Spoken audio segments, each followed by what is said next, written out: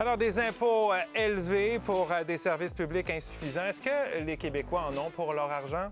Avec Jacinthe Varel, Victor Henriquez, Déborah Cher-Enfant et Alain Reyes, c'est parti pour 30 minutes de débat.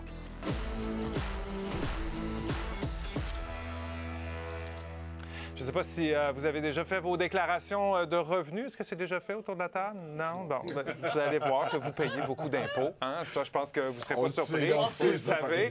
Parce que les Québécois sont parmi les Canadiens qui payent le plus d'impôts au pays.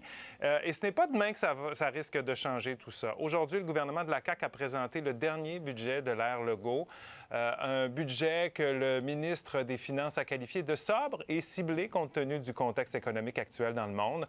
Sans grande surprise, il n'y a aucune baisse d'impôts de prévue, mais il n'y a pas non plus énormément de nouvelles mesures annoncées pour bonifier les services publics qui sont souvent jugés insuffisants. Le ministre Éric Girard parle lui-même d'un budget sobre et responsable. Le déficit est passé sous la barre psychologique des 10 milliards de dollars, autant pour cette année que pour l'année prochaine, et l'équilibre budgétaire est toujours prévu pour 2029-2030. Les finances publiques du Québec sont sous contrôle, on les gère dans un environnement difficile, on a un plan de retour à l'équilibre budgétaire. Alors, je pense qu'on fait un bon travail dans des circonstances difficiles. Mais si on a réussi à baisser le déficit, ça ne veut pas dire qu'il y a des cadeaux pour autant pour les contribuables du Québec. Il n'y a pas de chèque qui sera envoyé, il n'y a pas de baisse d'impôts prévue, pas d'aide non plus pour le prix de l'essence qui est quand même très élevé en ce moment. Éric Girard a préféré saupoudrer l'aide dans différents secteurs avec des mesures ciblées. Un peu d'argent pour les garderies, il y a 5 000 places privées qui vont devenir des places subventionnées, un peu d'aide au logement, un peu d'aide aux petites et moyennes entreprises, notamment en innovation, 2,2 milliards de dollars pour améliorer l'accès aux soins. Bref, rien qui va changer la donne de façon immédiate. Sur le coût de la vie et sur cette rupture du contrat social dont parlent de plus en plus de Québécois, il n'y a à peu près rien dans ce budget. Ça veut dire aussi qu'il n'y a pas de projets majeurs qui seront développés au cours des prochaines années. On va miser sur le maintien des infrastructures actuelles. Il y a 3,6 milliards de dollars prévus pour des projets de rénovation ou de construction en santé. Mais pour plusieurs de ces projets, comme l'hôpital Maisonneuve-Rosemont, il faudra prendre son mal en patience. Alors que les Québécois rêvent de recommencer à rêver collectivement, on a un budget qui se démarque par la panne d'inspiration qu'il représente. Les Québécois payent assez d'impôts pour être capables d'avoir des bons services publics et malheureusement, c'est pas ça qu'on a devant nous. Oui, mais ça met la table à notre sujet ce soir. Notre question, est-ce qu'on devrait réduire les services publics pour pouvoir diminuer les impôts des contribuables québécois? C'est la question de notre débat de ce soir. Alors, ton positionnement, Jacinthe, là-dessus? Oui, réduire les services, mais pas réduire les services directs à la population, comme les services en éducation et en santé. Réduire le nombre de services pour bonifier ceux qui sont essentiels et qui sont dans la lignée de la mission régalienne de l'État. C'est quoi les missions régaliennes de l'État? Protéger, soigner, éduquer. Revenons aux missions de base. Laissons faire le superflu. Alors, moins de services, mais s'assurer qu'on les donne comme il faut, oui. Ces services. Victor? Tout à fait. Il faut absolument libérer le portefeuille des Québécois. Il faut donner de la liberté, de la latitude, de l'oxygène au portefeuille des Québécois, notamment de la classe moyenne. Et ça vient avec une réévaluation des services. Il ne faut pas réduire tous les services. Comme disait Jacinthe, il faut réduire ceux qui sont peut-être moins utiles. Déborah? Je suis bien curieuse de voir comment est-ce qu'on peut réduire le nombre de services. Mais pour moi, c'est non, parce que quand on pose la question, est-ce qu'on en a pour notre argent, surtout si on la pose individuellement, c'est sûr que la réponse, c'est non. Mais réduire les services publics, c'est non seulement briser le contrat social, fragiliser les inégalités, les rendre un petit peu plus vulnérables, les personnes dans la société, mais aussi, ça fait en sorte qu'on se trouve dans une situation où on n'a plus vraiment de structures qui tiennent. Donc, c'est comme si on annule notre promesse de collectif. Et pour moi, je trouve que c'est dangereux. Et vous parlez à une personne qui a grandi 20 ans dans un pays qui n'avait pas de service public, je peux vous en parler longtemps. C'est pas vraiment ce qu'on souhaite. Tu nous en parleras d'ailleurs dans ce débat. Alain, qu'est-ce que tu en penses? On est tous d'accord qu'il faut mettre avoir des meilleurs services en santé, en éducation, dans les choses de base, comme le Jacinthe. Mais moi, je pense que c'est la solution facile d'occuper les services. Ce qu'on cherche, c'est pas moins de services, c'est des services plus efficaces. Puis s'ils sont plus efficaces, on aura plus d'argent pour donner les baisses d'impôts aux citoyens. Et on le courage. Alors, on a le clan du oui d'un côté, le clan du non de l'autre. Allons voir comment ça s'est passé sur le web aujourd'hui. Alors, est-ce qu'on devrait réduire les services? Oui, 53 % donc, des gens qui ont répondu à la question avant 22h30 répondent oui, alors que 47 % disent non, on ne doit pas réduire les services pour diminuer les impôts. On efface tout ça. On recommence. Quand vous êtes prêts, vous balayez le code QR ou vous allez sur nouveau.info. Répondez à la question et commentez par courriel sur X ou sur Blue Sky. On veut vous lire un peu plus tard dans l'émission. Rappel de vos interrupteurs, gênez-vous pas pour vous en servir. Alors, allons aussi sur cette question-là. On pourra parler un petit peu également du budget d'aujourd'hui. Mais qu'est-ce qu'on réduit comme service? Il faut regarder tous les dossiers réglementaires qui existent au Québec. Si on regarde là, la quantité de règlements qu'il y a dans les différents ministères, on va se rendre compte que juste gérer ces règlements-là, s'assurer que les Québécois respectent chacun des règlements, les PME, les petites et les moyennes entreprises, plus on a de réglementation, plus on a de gens pour superviser cette réglementation, pour aussi superviser la reddition de comptes. Je vais juste donner un exemple. Les remises de TPS, TVQ, les travailleurs autonomes, les entreprises, les petites et moyennes entreprises perçoivent des taxes de la TPS TVQ des consommateurs. Et là, ils ont toute une gestion administrative à faire pour retourner à l'État l'argent qui a été pris à travers ces taxes-là. Mais il pourrait avoir des mécanismes automatisés de perception des taxes et de transmission à l'État directement. Et à ce moment-là, on a moins de fonctionnaires qui sont obligés de travailler à s'assurer que chacun des travailleurs autonomes, par exemple, fasse ses remises de taxes. Je vais répondre à ça absolument. Là. Ce que tu dis là, c'est pas des services en moins, c'est juste de les rendre plus efficaces. On est tous d'accord là-dessus. Mettons des systèmes automatisés, utilisons l'intelligence artificielle, rendons nos organisations plus efficaces. On est tous d'accord avec ça. Mais là, tu n'as pas dit que tu peux dans le service. Tu as juste dit qu'il faut le faire différemment, puis revoir moins de fonctionnaires, moins de réglementation. OK, bien, on a tous d'accord avec ça. Service, en ce moment, quand on dit qu'il faut choisir... C'est un service aux citoyens. Les gens qui travaillent à Revenu Québec, ils offrent des services aux citoyens. Mais quel service tu leur enlèves pour baisser puis avoir plus d'argent? On enlève des services en culture, en éducation, en transport en commun, en santé. Nommez-moi-en un que vous voulez enlever dans les collectivités. Bien, je viens d'en donner. Non, ça fait partie là, des c'est services. l'efficacité. On avance dans le débat. C'est particulier parce qu'on est devant toute cette situation, ce débat, espèce de débat éternel, de dire au Québec, on a créé un modèle d'affaires qu'on appelait à l'époque le modèle d'affaires de l'État-providence, parce que, justement, l'État offrait une panoplie de services aux gens. Ça nous a donné une classe moyenne extrêmement forte et ça a donné des bénéfices immenses. Cependant, aujourd'hui, ce qu'on se rend compte, c'est que cette même classe moyenne elle est étouffée par la taxation. Elle est étouffée par la mixité entre l'impôt et la taxation qui est extrêmement forte au Québec, qui est parmi les plus élevées, ce qui fait que les gens, la liberté de faire rouler leur économie, la liberté de dépenser, la liberté d'acheter une maison, la liberté d'économiser, de préparer leur retraite, cette liberté-là, ils l'ont perdue. Et ce qu'on se rend compte aussi en même temps, c'est que malgré tous les efforts en termes d'impôts qu'on paye, les services publics coûtent de plus en plus cher et donc on n'est plus capable de maintenir le modèle d'affaires. C'est simple, les chiffres ne fonctionnent plus. À un moment donné, on peut bien faire un débat sur le nombre de services qu'on aimerait couper, on peut y passer 4 heures. La réalité, c'est qu'il n'y a pas juste le bouton de Déborah qui est rose, il y a aussi les lunettes.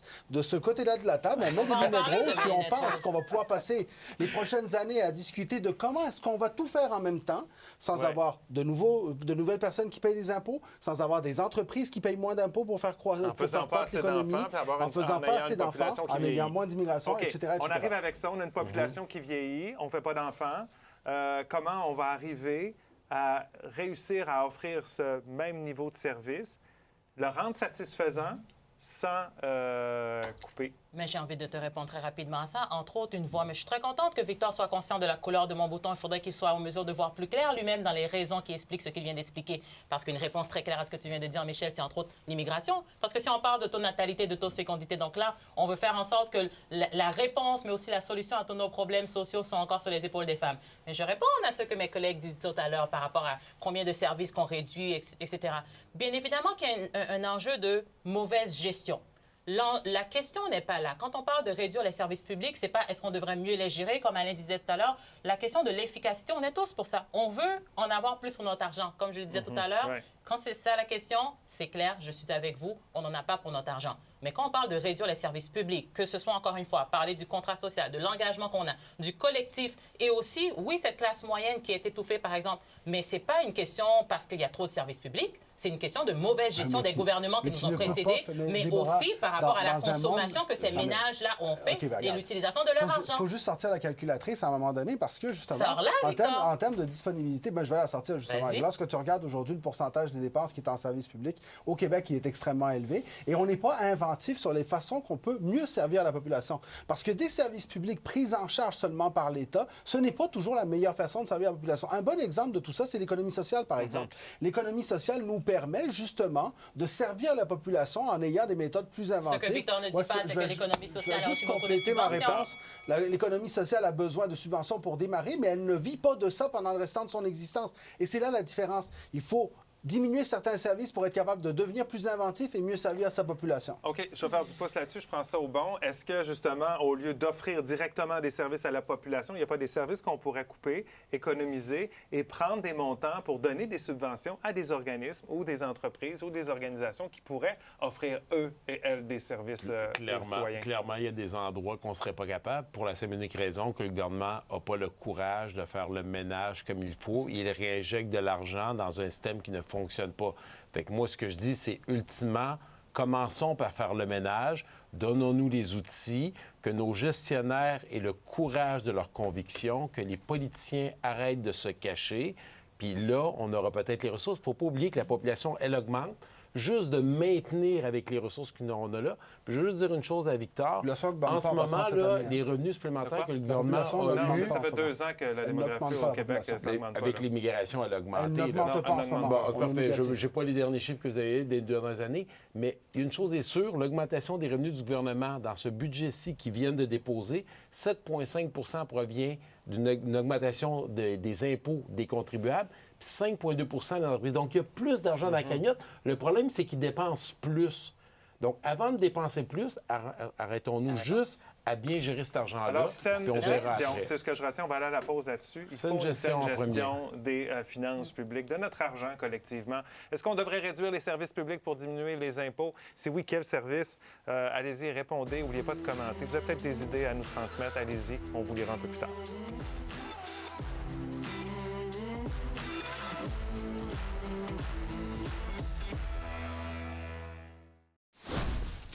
On est de retour au débatteur. Alors, est-ce qu'on devrait réduire les services publics pour diminuer les impôts? C'est la question du débat de ce soir. Allez y répondre, commentez également. On dit souvent qu'au Québec, on est les gens les plus taxés. Là, je n'irai pas dans les taxes, mais on va aller dans l'imposition. Au Québec, là, si on prend toutes les provinces à travers le pays, on regarde le taux minimum, là, nous, on est à 14 %. Ça, c'est le premier palier d'imposition. C'est le plus haut de tous les taux minimums des provinces à travers le pays. Et le taux maximum, on se rend jusqu'à 25,75 %. C'est le taux maximum le plus élevé. Puis là, on n'ajoute pas l'impôt fédéral, qui est la même pour toutes les autres provinces. Mais additionner ça, ça fait qu'on est pas mal. Et on n'ajoute pas la taxe de vente du Québec, qui est la plus élevée des provinces également. Donc, ce cumul, justement, fait que le fardeau fiscal est extrêmement fort. Et en premier bloc, on a beaucoup parlé des services. Mais est-ce qu'on parle des impôts? Est-ce qu'on parle des impôts des entreprises, par exemple, qui sont aussi très élevés? Et à partir du moment où une entreprise paye beaucoup d'impôts, elle n'a pas de liquidité. Si elle n'a pas de liquidité, comment est-ce qu'elle fait de la croissance? Cette année, la croissance économique est à 0,9 %. Les prévisionnistes disent 0,9 %. Le budget aujourd'hui disait 1,1 %. C'est anémique. Et si on veut être capable, justement, d'avoir des services publics à long terme avec une population qu'on ne veut pas voir grandir au Québec, ça va prendre une croissance à 5-6 %. Mais pour ça, il faut libérer du cash flow. Donc, à un moment donné, il va falloir être capable d'être créatif aussi puis de se mettre les yeux en face des trous. On ne pourra pas maintenir les services, maintenir la taxation, s'assurer de tout ça, puis en même temps se dire « Ah non, on touche à rien, ça marche tellement bien. » Là, les gens qui sont à la maison se disent « Ouais, mais attends un peu là. Si vous allez couper dans mes services, il y a des services qui sont essentiels à ma vie. Là. Pour certaines personnes, là, tout à fait. On coupe certains services, puis c'est le Ils ne bouclent pas leur fin de mois, puis ils ne peuvent pas emmener leurs enfants à l'école, ne peuvent pas emmener leurs parents ou même eux-mêmes se rendre à l'hôpital, ne peuvent pas se déplacer dans la ville. On parle au transport collectif. Donc, il y a plusieurs, et pas juste eux-mêmes dans la situation, mais ils pensent à d'autres personnes aussi qui les entourent et qui sont juste dans la société, parce que couper, réduire les services publics, ça fait en sorte qu'on a une société telle qu'on la définit, telle qu'on la comprend et telle qu'on vit dedans depuis plusieurs années, qui ne fonctionne plus de la même façon. Et c'est pour pourquoi. C'est là où aussi ça vient briser effectivement cette promesse de collectif, cette promesse de contrat social que je disais. Et un autre élément aussi, c'est que quand on pense, encore une fois, on dit réduire les services publics plus taxés.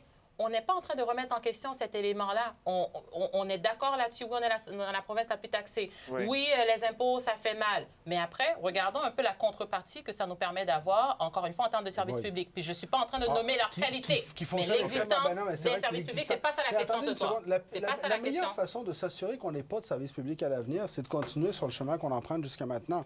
Il y a un excellent exemple de tout ça. La meilleure façon de savoir qu'à l'avenir, on n'aura pas de services publics, c'est de les réduire maintenant. Parce que réduire les services publics pour faire en sorte de réduire les impôts, ça fait en sorte qu'on risque de payer plus cher par la suite. Parce que réduire les services publics aujourd'hui et pour réduire les impôts, ça ne bénéficie qu'aux riches. 10 secondes, on va compléter là-dessus parce que je vais vous donner un des bons exemples, c'est la question des CPE. Lorsque le gouvernement Couillard, par exemple, avait augmenté la contribution au CPE pour la rendre plus juste pour les gens, c'était une diminution de service. Ça permettait aussi de maintenir un certain niveau de place en garderie. Regardez aujourd'hui comment, après que le gouvernement Legault décide de revenir à l'équité pour tous, regardez aujourd'hui comment les gens n'ont pas de place en garderie, comment il y en manque, comment dans les régions on n'est plus capable de faire garder les enfants. Il y a des gens qui sont restés à la maison longtemps. Ça, c'est directement l'effet d'une diminution de service entraînée par l'espèce d'illusion qu'avec le système actuel, tout fonctionne. D'autres idées? D'autres idées. La Société d'assurance automobile du Québec a des bureaux mandataires. Des bureaux mandataires. Pourquoi on ne transforme pas l'ensemble des services aux citoyens avec des services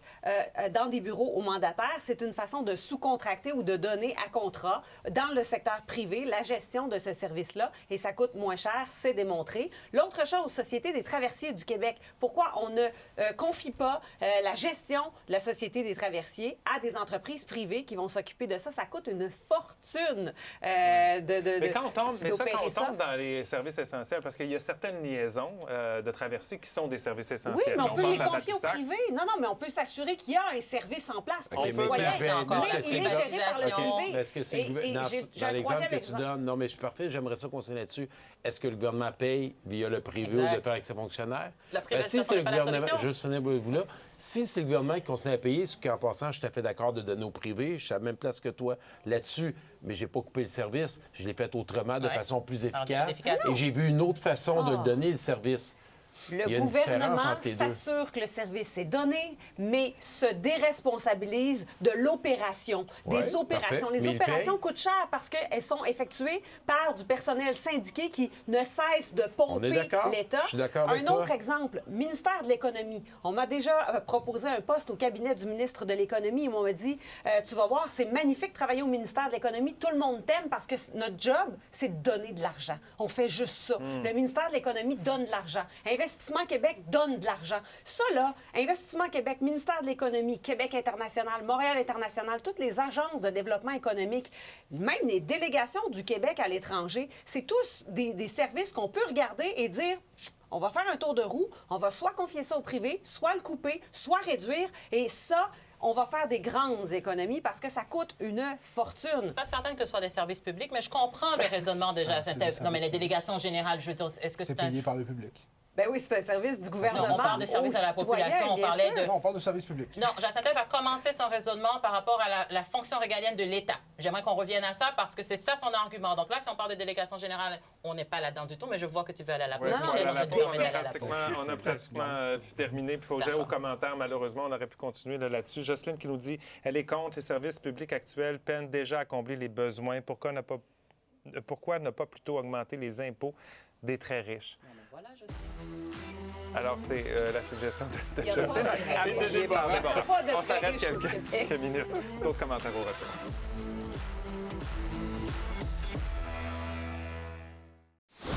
Aïe, aïe, aïe, je pensais pas que des mots service public, ça pouvait faire des pauses corsées comme celle-là. Alors, vous n'avez pas pris de pause. Devrait-on réduire les services publics pour diminuer les impôts? Jessie nous dit oui, car les services publics sont difficilement accessibles et plus ou moins bien gérés. À cause de ça, on se tourne vers le privé. Fait qu'on paye en double. C'est un peu ça que Jessie nous dit. Denis, oui, il y a trop de services inutiles. Et que dire des cadres du gouvernement qui touchent un salaire de 300 000 par année? Là, on est plus dans la gestion. Comment resserrer la gestion? Noémie, non, ce n'est pas en réduisant les services publics qu'on va régler les problèmes. L'argent doit être mieux géré. Puis on prend des exemples, si tu me permets, là. Juste les dédoublements que nous avons. Le rapport d'impôt au Québec, on a décidé d'avoir un rapport d'impôt, on est la seule province. Tous ces fonctionnaires-là, on peut garder le service pour les rapports d'impôt, mais on n'est pas obligé de le dédoubler. Contrairement à les autres provinces. C'est un choix purement politique, de manque de courage. Non, attends un peu. Non, mais c'est intéressant. C'est pas seulement un choix politique. Il y a aussi le fait qu'on a voulu au Québec créer, dans la structure de Revenu Québec, créer une structure plus lourde pour nous permettre, notamment cette structure-là, faire, par exemple, à servir de l'évasion fiscale, des choses comme ça. C'est pas seulement des choix genre, hey, je vais embaucher un fonctionnaire puis je vais mettre ça en place. C'est parce qu'on a décidé au Québec aussi de développer notre autonomie par rapport à ces choses-là. Je suis pas nécessairement d'accord, mais c'est des services publics qu'on pourrait diminuer pour baisser les impôts des gens. Donc ça là-dessus, Non, attendez, là, j'ai pas dit qu'on disait les services publics. Non, au contraire, moi, je pense que c'est simplement du dédoublement. On est la seule province. Toutes les autres provinces fonctionnent normalement. Juste de faire un rapport d'impôt unique, ici au Québec comme dans les autres provinces, on ferait des économies substantielles qui pourraient servir à ce moment-là à baisser les impôts ou améliorer d'autres services, comme Jacinthe l'a expliqué au début. Des dédoublements comme ça, il y en a plein. On a dans les études environnementales, on en a dans le rapport d'impôt que j'ai parlé. Et je pense qu'il y aurait moyen de commencer par faire le propre ménage dans nos structures avant de commencer à penser à couper des services. Puis ça, il y a beaucoup de monde qui serait prêt quand on leur pose la question. Est-ce que vous êtes d'accord de payer les impôts? Oui, mais conditionnel à ce qu'on les gère bien. Là, le problème, c'est que le gouvernement ne gère pas bien l'argent qu'on lui donne. On s'attendrait à ça comme service. Je vais me mettre à la défense des téléspectateurs. Là, ils veulent avoir un médecin de famille quand ils en ont besoin. Ils veulent avoir un médecin quand ils en ont besoin. Ils veulent avoir des enseignants. Ils veulent ces services-là. Il y a un gouvernement qui a géré exactement comme Alain a dit. Puis en 2018, s'est fait mettre le coup de pied au derrière, même s'il y avait 5 milliards de surplus. La réalité, c'est que c'est pas vrai que c'est juste ça que ça prend. Ça va prendre plus que ça, surtout si à long terme, on continue à diminuer notre population. Il faut en être conscient. Parce que ça, c'est déjà arrivé de la gestion responsable. OK. Moi, je vais gérer mon temps de façon responsable. Allons voir en début d'émission, c'était ça, 53 pour le oui, 47 pour le non. On termine ça comment? On termine ça 89 pour le oui, 11 pour le non. Alors, les gens ont peut-être l'impression, justement, qu'ils n'en ont pas pour leur argent. C'est la faute des politiciens qui gèrent mal les finances publiques. Parce que si on les gérait bien, on ne serait pas rendu là. Jacinthe, le choix du public, l'étoile du match ce soir. Merci beaucoup d'avoir été avec nous. Passez une excellente nuit. On se retrouve demain, pour un autre débat. Bye-bye.